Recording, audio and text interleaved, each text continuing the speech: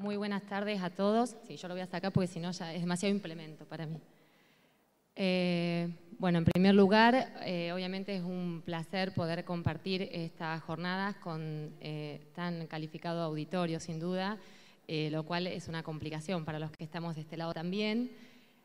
Por eso, antes que nada, sin duda, bueno, quiero agradecer a la Procuración General por esta invitación a formar parte de este panel, con la cual he sido honrada.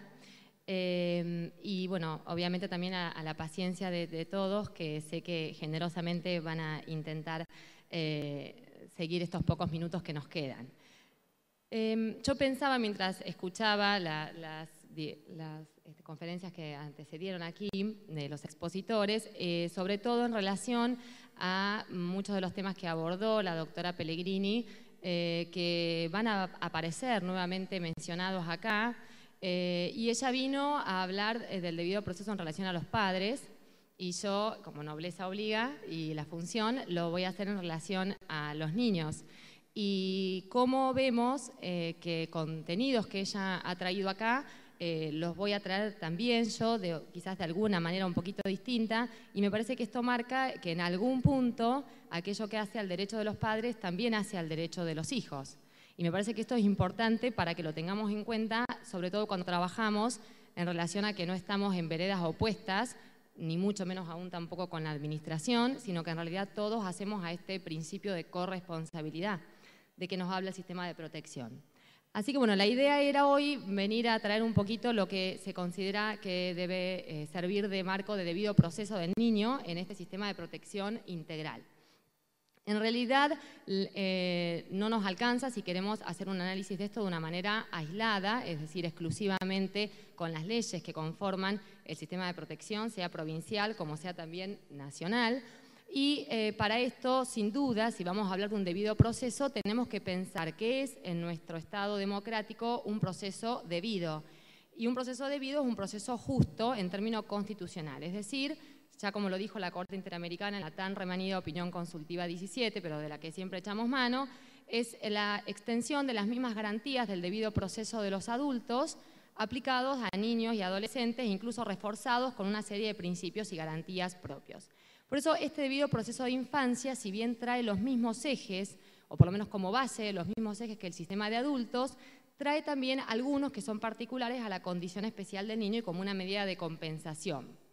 La llave ha estado siempre en el acceso a la justicia, y este es un principio que en el sistema de protección en realidad tiene que estar reevaluado o resignificado en qué hablamos como acceso a la justicia, porque en realidad hoy en día hablamos de acceso a la justicia judicial y también acceso a la justicia administrativa, es decir, esta prevención que trae el sistema de protección integral implica que también sea una garantía para los administrados, entre ellos el niño, el acceso al ámbito administrativo.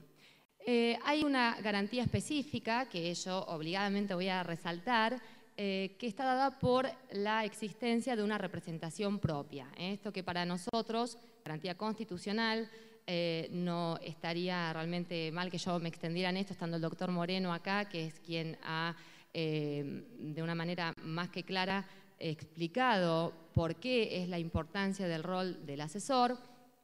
Simplemente y transmitiendo lo que él nos ha enseñado, me parece que en esto no tenemos que ver la modificación del sistema de protección como un avance que en alguna manera haya mermado o disminuido el rol de los asesores. En realidad, en esto la generosidad de nuestra función viene dada por el artículo 59, la generosidad en términos de su amplitud, quiero decir, porque ya Vélez en realidad habló de esta función extrajudicial del asesor.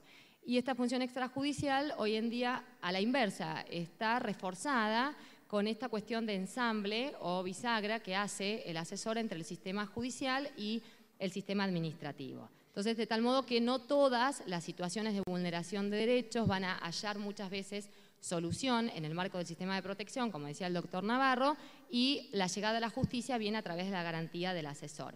El derecho a la escucha y a la participación, que los conocemos, y sobre todo también voy a coincidir con Victoria en la garantía del plazo razonable, que ahora vamos a tratar. Entonces, en este marco, la idea es ver cómo se cumple este debido proceso en estas medidas de separación familiar, que son las que nos aportan las medidas excepcionales del sistema de protección.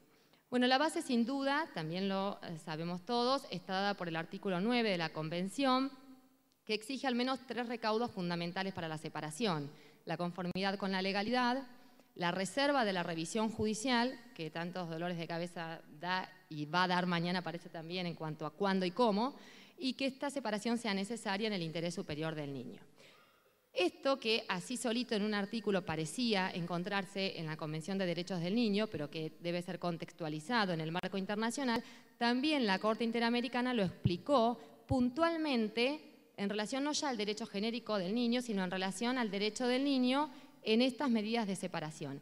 Y la Corte dice que los artículos 8 y 25 de la Convención Americana, que son estos artículos que hemos aprendido como el piso del debido proceso, se aplican necesariamente a las medidas de protección de derechos excepcionales. Y fíjense lo que dice puntualmente en relación a el derecho a un recurso efectivo, derecho que los defensores oficiales son quienes mejor, sin duda, conocen y han invocado en este artículo 25 con esta cuestión de la garantía de la doble instancia y demás. Y en realidad, en materia de medidas de separación, la Corte dice que el artículo 25 implica que la medida de discrecionalidad administrativa pueda ser revisada en sede judicial. Y acá está enganchando el 8 con el 25, con el 9 de la Convención. Siguiendo con este refuerzo, la Organización de Naciones Unidas también se ha dedicado a establecer una especie de manual o guía respecto a de qué recaudos deben seguir la adopción de estas medidas de protección. Reitera lo que habla el artículo 9 de la Convención de Derechos del Niño, pero sobre todo puntualiza esto que me interesaba traer, que es dar a todas las partes la posibilidad de participar. Y dice Naciones Unidas ahí que el término todas las partes, antes que nada, incluye al niño, en primer lugar, es decir, no como una consideración más, sino el término participar, en primer lugar, está hablando del niño. Entonces, por eso me pareció atinado quizás ponernos a reflexionar cómo se da esta participación del niño en la instancia de la toma de la medida de protección. No como participa un chico en un proceso, que esto quizás es lo que uno está más acostumbrado a imaginar, sino cómo se da esta participación en la toma de la medida. Y esto es algo que el Comité de Derechos del Niño, cuando elaboró su documento sobre niños privados de cuidado parental, ya en el año 2005 marcaba esto que observaba como algo quizás consecuente en cuanto a la necesidad de dar más participación a los chicos en las tomas de las medidas de protección. ¿Qué dice allí? El Comité de Derechos del Niño le recomienda a los estados, y recordemos que las recomendaciones que hacen los organismos internacionales no son consejos que nos envían, sino que por el 75, inciso 22, que incorporó los pactos en las condiciones de su vigencia, estas recomendaciones comparten la jerarquía constitucional. Así que no es solamente porque a uno le agrade lo que diga o no un órgano internacional, sino porque es el marco de interpretación del tratado. ¿Y qué recomienda ahí el comité? Que se facilite la participación del niño y que se la asegure antes, durante la aplicación de la medida y después. Es decir, que el niño sea concebido acá como un copartícipe en este proceso de decisión de una medida. Entonces, ahora sí, tenemos que bajar de todo este plano y entrar a nuestro sistema de protección nacional y provincial para ver cómo se cumple esta participación del niño en las medidas de separación. En realidad, más allá de los marcos de las leyes, no tenemos un procedimiento específico. Quiero decir con esto que acá no podemos trasladar automáticamente o copiando el procedimiento administrativo que está previsto para otro tipo de actos, y entonces en esto hay que ir como construyendo permanentemente algún tipo de procedimiento específico, más allá de las pautas mínimas que nos dan las leyes. Lo que sin duda está claro, porque esto es doctrina de la Corte de Nación, que el debido proceso administrativo tiene garantía constitucional, al igual que el debido proceso de tipo judicial, al punto que si no se sigue este proceso administrativo en forma debida, esto trae como consecuencia la nulidad del acto administrativo que se tome. Entonces, esto nos hace pensar que hay determinadas facultades que son regladas, que es decir, que la ley dice cómo deben ser cumplidas, y así las observa el sistema administrativo cuando actúa y así las revisa el Poder Judicial cuando revisa. Una de ellas, entonces, es la participación del niño en la toma del abrigo. Y digo esto porque el decreto 300, que la verdad que es un marco complementario bastante amplio en relación a la 13298, nos habla puntualmente, al reglamentar el 35 de la ley, de todas las instancias que implican participación del niño, es decir, el derecho a la información, el derecho a ser escuchado antes de tomar la medida, incluso, fíjense cómo expresa, antes de tomar la medida y de acuerdo a este derecho a ser escuchado, deberán tenerse en cuenta los deseos y consideraciones del niño. Ahí ya está el piso. Al punto que incluso la medida procede a requerimiento del propio niño. O sea, el propio niño puede pedir su medida de protección cuando entiende que necesita ser amparado.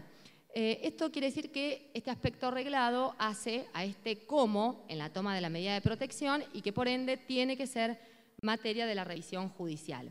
La Asamblea General de Naciones Unidas en el año 2009, cuando fue el 20º aniversario de la ratificación de la Convención de Derechos del Niño, elaboró estas directrices sobre modalidades alternativas de cuidado de los niños. Estas directrices de Naciones Unidas sirven como marco de interpretación del modo de intervención de la política pública y judicial en materia de medidas de protección. Y la Asamblea General de Naciones Unidas se encargó justamente de resaltar estos dos aspectos, el derecho a ser oído y a acceder a la información y el carácter de plena consulta en todas las fases del proceso.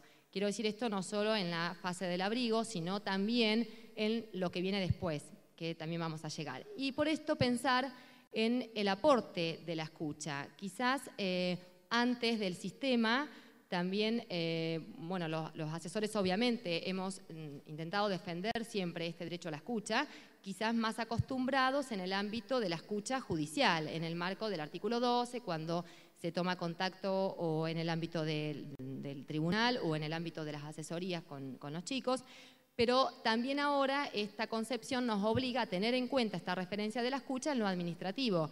Y esta escucha es una herramienta que en muchos casos nos muestra la independencia con el resto del contexto que está dado. ¿Qué quiero decir con esto? Que la escucha aparece como una herramienta más que nos muestra no solamente si la medida fue bien o mal adoptada, en ese sentido lo que uno pueda evaluar desde su lugar, sino también en cómo la vivió el otro. Del momento en que uno está escuchando cómo otro recibió esta escucha, está intentando ver cómo aquel otro vivió aquello que sin duda quizás fue necesario para cesar la vulneración de derechos.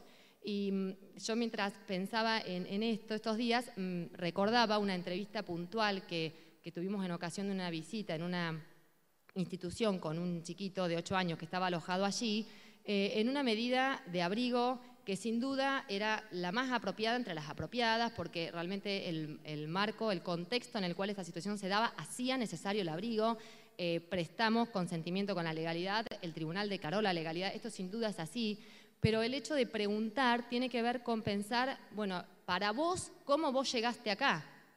¿No? O sea, yo ya sé que llegó por un abrigo porque, digamos, vi el expediente, podría decir, pero a ver, ¿vos cómo llegaste acá? Y él decía, lo primero que dijo fue, y bueno, una tarde vino la combi blanca, ¿no? Y yo pensaba, siempre fue la combi blanca, porque en realidad me refiero a esto, antes, digo, a veces lo simbólico no cambia a pesar de que cambian las leyes. Entonces, él dice, vino la combi blanca y yo había venido de la escuela. Y bueno, me fui con los señores, yo creo que serían como las 5. Bueno, él comentaba respecto de esta narración. Y iba a ir a un lugar donde me dijeron que iba a estar mejor, con más chicos para jugar. Yo acá estoy bien. Pero ese día pasaba el tiempo y yo vi que mi mamá no venía. Y entonces dije, tengo que preguntar, porque ya debían ser más de las 6. Esto que por ahí para un chico en sus tiempos y en sus contextos dimensiona. Y ahí pude saber que entonces me iba a quedar un tiempo acá. Igual acá estoy bien, decía él, y me gusta estar acá, y contaba de sus proyectos de estudiar y de querer aprender inglés, pero digo, uno no salió de esta escucha diciendo voy a atacar esta medida de abrigo, no, está ajustadamente tomada, pero a mí por lo menos me cambió, que por eso lo recordé quizás como algo que tiene que ver con para qué me sirve escuchar al margen de decirle a un tribunal que uno fue a escuchar. Esto que tiene que ver con el trato acorde con la dignidad desde el primer contacto que tenemos todos los organismos que formamos parte de este sistema de protección. ¿Y qué otras facultades aparecen regladas también en el marco de este debido proceso? Bueno, una sin duda es el fin de la medida, eso está claro, y en realidad el doctor Navarro fue más que claro en el hecho de explicar la herramienta del sistema de protección para cesar las situaciones de vulneración de derechos. Él hablaba de esta estadística donde el mayor porcentaje eran las causas de violencia familiar o de maltrato. Entonces, sin duda el fin tiene que ver con este cese de vulneración de derechos. Pero también hay que analizar la causa, es decir, este concepto de que la causa, en términos del derecho administrativo, sea una causa del tipo suficiente. ¿Cuál entiende la ley, no la interpretación que uno haga, sino la ley, que es una causa suficiente? La causa que dice que llegó a la medida excepcional porque agotó las previas. Es decir, la H no es H de casualidad aquí, sino que porque de la A a la G tenemos una serie de medidas que el legislador del sistema de protección ha querido cumplir y que por suerte existen y por suerte en buena parte de los casos ellas pueden ser brindadas para evitar que lleguemos a veces a esta letra H que ni ellos ni nosotros, quiero decir, queremos en esto, porque sabemos qué es lo que significa la medida de separación. Medida del inciso H que, bueno, da a veces muchos dolores de cabeza en algunas interpretaciones. Por ejemplo, ¿de qué hablamos? Bueno, este sin duda no es el modelo que quiso el sistema de protección. Esto está claro, lo traigo simplemente a título ilustrativo y pensando en despertar a los que se pudieran dormir durante el final de las 6 de la tarde, y tiene que ver con lo que no es el sistema de protección. Quiero que quede claro que esto es así. ¿Por qué? Porque lo dice el sistema, lo dice el 35 de la 26061, lo dice la ley 13298, que la ausencia de recursos materiales no constituye causa para excluir a un niño de su ámbito familiar, ni tampoco para su institucionalización. ¿Por qué? Porque el rol del poder administrador en el sistema de la 13298 no es el 35H, eso está claro. El rol es los primeros incisos del H más el resto del articulado que todo el tiempo nos están hablando. Primero de el paradigma, porque como que paradigmas aparecen muchos, pero en mi humilde opinión el paradigma sobre el cual gira alrededor todo el sistema de protección es el del fortalecimiento familiar. O sea, la idea, en esto creo que coincidimos todos, la idea es que toda medida que se tome tiene ese fin. Por eso, esto que vamos a ver también en relación a la importancia de los tiempos. Entonces, la principal misión, y en eso coincidimos, no es la adopción de medidas excepcionales, sino la ejecución de estas políticas públicas. Y por eso, la llamada de alerta en relación a esto de seguir entendiendo siempre a la H como ese lugar, es decir, después de unas previas medidas que se han tomado, porque si no, vamos a caer o podemos caer en el riesgo de que la causa de vulneración de derechos termine siendo la medida de protección que se adoptaba para evitar la vulneración de derechos, ¿no? Digo, esto desde lo que tenemos que estar alerta, no estoy diciendo que esto ocurra en las medidas que se tomen siempre, pero lo que tenemos que estar alerta cuando hacemos el control. Control que en esto el Poder Judicial no exorbita, su función jurisdiccional no invade esferas de la administración para nada, se ha desjudicializado las cuestiones sociales, bueno, se han desjudicializado la injerencia indebida en las cuestiones sociales. Indebida quiere decir cuando el Poder Judicial controla al resto de los dos poderes y observa que cada uno en su área ha respondido satisfactoriamente. No se ha prohibido con esto que el Poder Judicial cumpla su función de Poder Judicial garante, que tiene que ver con mirar de qué manera estas políticas públicas han sido cumplidas. Y aquí, bueno, simplemente se traían algunos fallos que tenían que ver con la obligación del Poder Judicial en relación al control de esta política pública.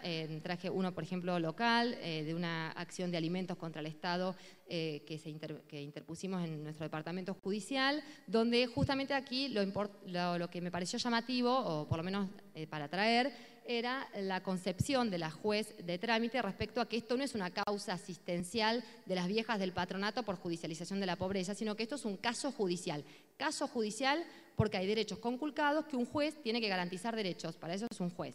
Los fallos de la Suprema Corte, que todos conocen mejor, y esto que aquí el doctor Moreno explicó muy claramente al comentar uno de estos fallos de la Suprema Corte respecto a qué hace el control judicial, es decir, qué función tiene, no es que se entromete, sino qué es lo que mira. Mira que haya una política pública para esos derechos vulnerados, que esa política sea razonable, o sea, al fin que vamos buscando, y efectivamente que se cumpla como último garante en este sistema. Y por eso me interesó entrar aquí en el tema de las actas de acuerdo, de las medidas de protección de derechos, que vamos a trabajar mañana también. Bueno, medidas que ya todos conocen y que en realidad el doctor Navarro explicó mucho mejor de lo que podría hacerlo yo, fundadas en esta cuestión del consentimiento de los padres, de los representantes legales, algo dijo Victoria también aquí, y que, bueno, en su momento generó realmente un revuelo importante, sobre todo cuando se estableció en el primer documento de trabajo que se elaboró que estas medidas quedaban depositadas, no sería el término, pero digamos resguardadas o de alguna manera en el servicio zonal para poder ser consultadas, por ejemplo, por los asesores, si así lo estimábamos, o por el juez. Entonces, bueno, allí salieron los dictámenes de la Procuración General que desembocaron finalmente en que allí se cuestionó esta violación del artículo 59 del Código y de la Ley del Ministerio Público por la falta de comunicación al asesor puntualmente, más allá de la legalidad. Y eso terminó en la disposición 12, una resolución 12 que también conocemos, resolución que también hoy en día está siendo ampliamente debatida, resolución que dice que toda medida de protección de derechos tiene que ser comunicada para la comunicación judicial, aun cuando sea consensuada por los padres y por el niño. ¿Qué se entiende por esta comunicación judicial? Bueno, hasta la propia jurisprudencia lo ha entendido en sentidos contrarios. Por lo pronto, hay quienes han interpretado que la comunicación es a los fines del control de legalidad, porque dice, bueno, si se comunica al Poder Judicial, ¿para qué va a hacer esto? Para que cumpla alguna función, en este caso la del control de legalidad. Y otros fallos incluso han entendido la ilegalidad, de acuerdo del marco del sistema, y hasta la inconstitucionalidad de la resolución 12, por considerar que trae una comunicación que no tiene sentido, porque en realidad, dice esta interpretación, se trata de acuerdos que formalizan los padres en el marco de este ejercicio de la responsabilidad parental del que nos hablaba aquí Victoria. Entonces, en realidad estaríamos equiparando estas medidas de protección como medidas ejercidas en el ámbito de la responsabilidad parental. Aquí, digamos, la idea es ver los dos extremos de las interpretaciones. Me parece que, digamos, ni todos blancos ni todos negros. Esto es quizás lo que nos falta debatir un poco más y por esto la importancia de la discusión, porque, como algunos ejemplos que ponía aquí Victoria al comenzar, nadie se pone a revisar qué es lo que uno hace en el ámbito doméstico cuando no hay vulneración de derechos, es decir, cuando este piso no está, nadie se pone, esto sí sería una injerencia indebida y esto es un ejercicio de la responsabilidad parental, eso está claro. Pero decir tal vez que todas las actas en las que un padre firma, por el solo hecho de que un padre firme, no pueden ser miradas, me parece que este es el otro extremo sobre el cual me parece que son dos límites donde por lo menos me parece que lo que no se puede negociar es la comunicación al asesor. Eso me parece que no. Porque después, en todo caso, estará la posibilidad, porque es el representante promiscuo del niño, que en la instancia extrajudicial también intervenía. Entonces, si no, es como que vamos a desdecir lo que estuvimos planteando hasta ahora. Veremos luego qué ocurre con este control judicial en el ámbito judicial, es decir, en el ámbito de los tribunales. Pero por lo pronto la comunicación al asesor es la base. ¿Por qué? Porque esto permite la verificación en relación a estas pautas que traía el artículo 9, porque si uno no puede mirar, ¿cómo sabe cómo se consintió? ¿Cómo sabe si el ejercicio fue regular? Porque la responsabilidad parental no es actuar, es un ejercicio regular, funcional a los derechos del hijo. Entonces, digo, en esto a mí me parece peligroso esto de decir, bueno, ahora resulta que porque son pobres, todas las personas que tengan que ir a un CPD van a tener que estar revisadas por el juez. Bueno, eso es tan peligroso como decir que justamente porque van a un CPD, y entonces calculo que no fueron a un estudio jurídico porque no podían y por eso fueron al CPD, decir que porque fueron al CPD no son revisables, porque eso también es una discriminación negativa que me parece que tampoco va. Sobre todo cuando estos acuerdos cruzan con los derechos económicos y sociales. Me parece que es importante marcarlo en relación a esta autonomía en la voluntad. Estas directrices de Naciones Unidas justamente dicen esto, o van un poquito en esta línea. Las directrices dicen que las modalidades alternativas que deben tener este debido proceso con revisión judicial son estas que llaman de acogimiento formal. Y miren lo que dicen: todo acogimiento en un entorno familiar ordenado por una autoridad judicial o un órgano administrativo competente, esto sería un abrigo, ordenado por un órgano administrativo competente.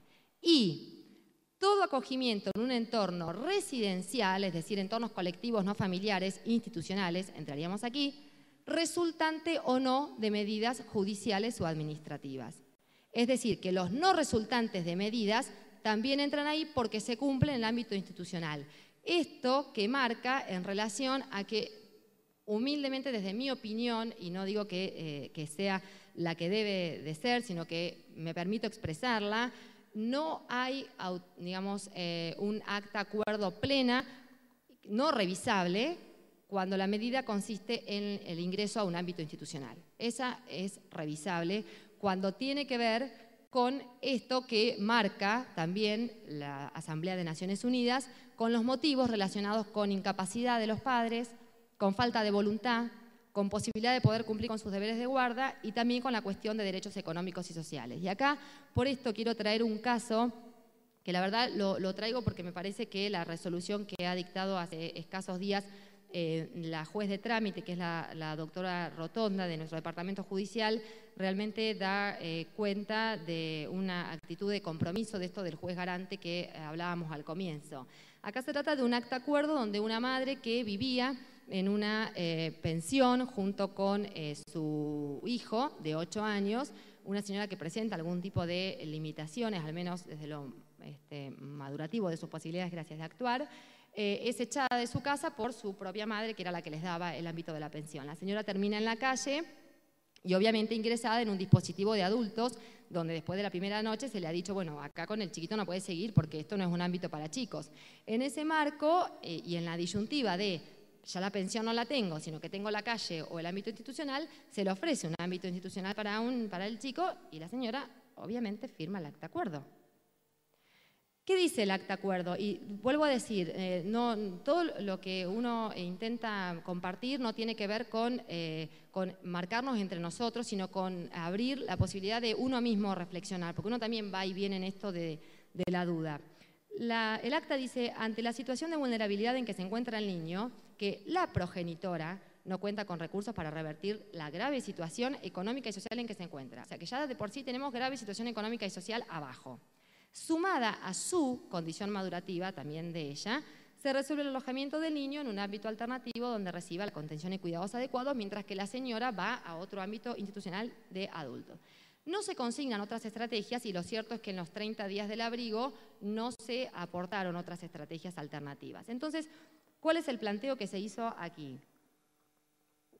Al momento de evaluar en el dictamen la legalidad de la medida. Por lo pronto, el acta acuerdo como tal, como acta acuerdo, es nula, porque acá hay vicios del consentimiento. El vicio está en el estado de necesidad. Entonces, acta acuerdo no hay.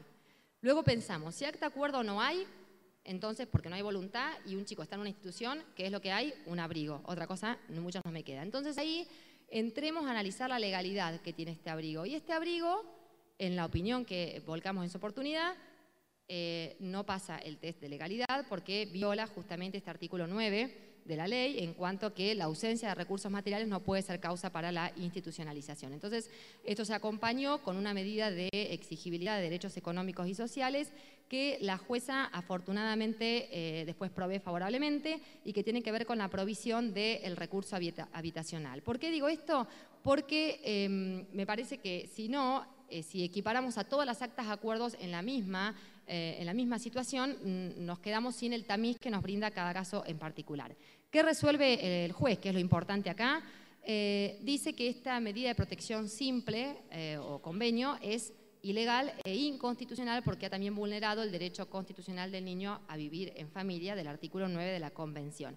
Intima a la municipalidad y al CPD interviniente a gestionar el recurso habitacional adecuado, a proveer en el plazo de 72 horas un hospedaje adecuado hasta que se efectivice la inclusión en un nuevo ámbito familiar y a proveerles la asistencia alimentaria adecuada. Bueno, y con esto ya para cerrar, llegamos a la última instancia post-abrigo, que en realidad aparece al final y es la que sin embargo más problemas trae porque tiene que ver con esto que la doctora Pellegrini marcaba de la definición. ¿Qué hacemos después del abrigo? Esto aparece en el 35.6 del decreto. El 35.6 dice que vencidos los plazos del abrigo, el servicio debe elevar al asesor una síntesis de lo actuado y en esa elevación debe fundar la necesidad de mantener la separación y dónde se va a mantener y requerirle al asesor la promoción de las acciones civiles necesarias. Entonces son dos supuestos: mantener la separación y en qué carácter, y mientras tanto qué acciones vamos activando desde lo jurisdiccional. El primero es este de la guarda institucional que aparece en la resolución 171 del Ministerio de Desarrollo, medidas de protección de abrigo y guarda institucional, y es explicada allí como esta situación fáctica que pasa cuando después de los 60 días, que es un plazo breve, no se puede resolver. Pero también lo trae en realidad, no con ese nombre, pero me parece que a esto refiere la 13634 en el artículo 7, cuando habla de la internación y cualquier otra medida que signifique alojamiento institucional, cualquiera que sea el nombre, excepcional, provisoria y por el menor tiempo posible. Entonces, acá tenemos como una guarda institucional de un primer tipo, que sería la que sucede después del abrigo para seguir trabajando un poquito más en una estrategia que quizás con los 60 días no me alcanzó y hace falta seguir un poquito más. Y la guarda institucional estricto sensu, es decir, la que se cumple en ámbito institucional, y que la resolución habla de estas dificultades que también marcaban respecto, por ejemplo, a niños mayores o grupos numerosos de hermanos, es decir, aquellos donde la solución es más difícil de ir encontrando en tiempos breves. La promoción de las acciones civiles que quedarían en cabeza del asesor son todas estas que ellos han ejemplificado: adopción, tutela, el estado de adoptabilidad, la guarda, sobre todo la guarda simple del derecho civil, que no fue derogada por el sistema de protección, es decir, que estar en guarda institucional no me impide que el cuidador quiera peticionar una guarda para dotar de un marco jurídico más amplio, ni una cosa depende de la otra. La necesidad de fijarle plazo a la guarda institucional no aparece en la ley, no aparece en la resolución tampoco, no aparece tampoco en el decreto, que en realidad no la prevé, pero como es una medida excepcional, vamos a tener que decir que se rige por el 35H, que habla de la provisionalidad, es decir, la facultad de fijar el plazo en la guarda institucional, como además la fija un juez, y un juez tiene facultades para fijarles plazo a las cautelares, por las facultades de los jueces, el juez lo puede y lo debe fijar. Y esto por la importancia que tiene el tema del tiempo, que ya en realidad Victoria explicó tan claramente. El abrigo sería como la etapa de la urgencia, donde como que, digamos, todo el sistema tiene que responder ya por la situación de riesgo que hay. Y bueno, luego quizás viene lo importante, ¿no?, que es después cómo definimos esto. Y esto porque la prolongación indefinida de las situaciones no es solamente un riesgo cuando el ámbito es institucional, sino que es también un riesgo aun cuando sea en un ámbito familiar. ¿Por qué? Porque los tiempos consolidan estos estadios transitorios. Estos transitorios se vuelven definitivos. Y esto no es un ejemplo traído de los padrinos del chico, es decir, de un referente familiar, que terminaron prolongando esa situación indefinida y que entonces la Corte dijo, bueno, ahora tengo que convalidar este tiempo de hecho, nacido bajo el amparo de una medida de protección. Esto no es una guarda de hecho, porque su origen fue una medida formal, una medida de protección, pero el paso del tiempo ha hecho que desemboque en una finalidad totalmente contraria a la que quiso la medida de protección, porque medida de protección para reintegrar y adopción están a kilómetros. Y sin embargo, es lo que pasa aquí, donde lo que se está debatiendo es la guarda preadoptiva de este chico. Entonces, bueno, para cerrar, la importancia de los tiempos en la definición de la situación tiene que ver con esa garantía que dijimos al comienzo del plazo razonable. Las directrices, por ejemplo, hablan de una revisión periódica cada 3 meses.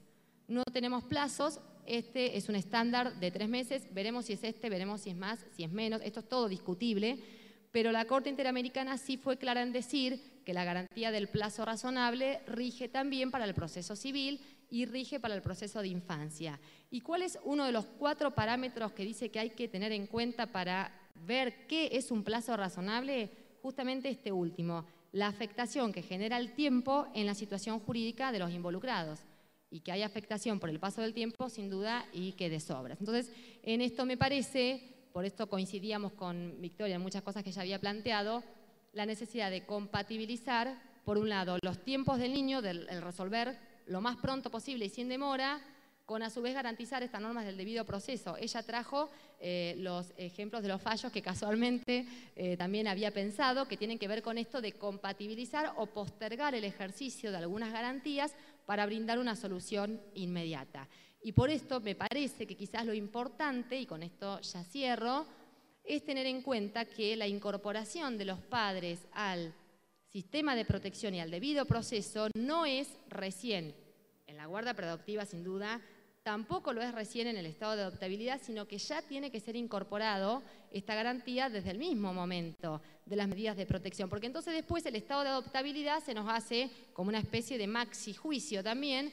¿Por qué? Porque es como que ahí queremos estrenar todos los derechos que no brindamos en la etapa previa. Entonces, realmente el hecho de garantizar la transparencia durante toda la etapa previa administrativa ayuda a acelerar estos tiempos que decíamos después. Bueno, para cerrar, quería cerrar con una reflexión que no es propia, obviamente, y que habla de un paciente en su estadio de reflexión de terapia, y dice, un paciente procura tomar conciencia del conflicto que lo hace sufrir.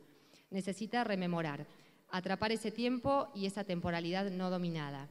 El nombre que tiene ese tiempo perdido es infancia. Y me pareció que esto era atinado para pensar todos los que estamos aquí en qué medida cada uno de nosotros, todos, incluyéndome en primer término, somos responsables de colaborar para la construcción de estos tiempos que resulten siendo tiempos justos. Y por eso aquí la reflexión de la filósofa más urbana tiene que ver con preguntarnos hasta qué punto todos somos responsables en esto que ensambla casualmente también, sin saberlo, con lo que dijo Victoria, respecto a nuestra participación como operadores en el sistema de protección.